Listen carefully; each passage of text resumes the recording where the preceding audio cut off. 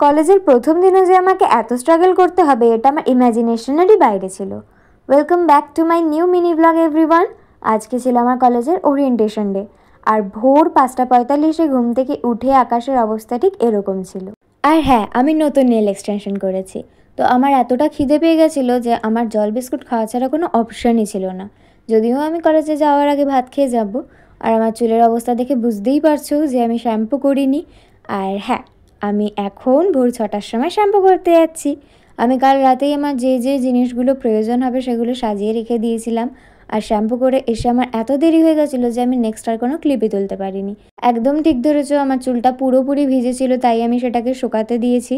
R no comment about my hair. কলেজে আসার খানিকক্ষণ পর আমাদের স্ন্যাক্স দিয়েছিল, আর এটা দেখছো স্ন্যাক্স কাউন্টার, যেখানে প্রচুর ভিড় ছিল।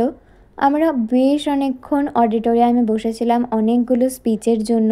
সব স্পিচ কমপ্লিট হওয়ার পর যখন কলেজ থেকে বেরাই আমাদের হাতে দিয়ে দেয় এই একখানা ফুড প্যাকেট। তারপরে কলেজের পাশেই একখানা পার্কে একটা ফাঁকা বেঞ্চ দেখে বসে পড়েছি খাবার নিয়ে। আর খাবারে ছিল পোলাও, মাংস, একটা মিষ্টি, পনির আর একটু স্যালাড। খাওয়া কমপ্লিট করে এবার বাড়ি যাওয়ার পালা, তাই বাস স্ট্যান্ডের দিকে রওনা দিয়েছি। আর রাস্তাতেই দেখতে পেয়ে গেছি একখানা হনুমান। এরপর যা জোর বৃষ্টি নেমেছিল, আমি আমার বই খাতা, আমার ব্যাগ সব কিছু ভিজে গেছিলো জন্য কোনো ক্লিপ নিতে পারিনি। আর কলেজ থেকে এই ব্যাগটা দিয়েছে, এর ভেতরেও অনেক কিছু রয়েছে যেটা তোমাদের সাথে পরের ভিডিওতে শেয়ার করব।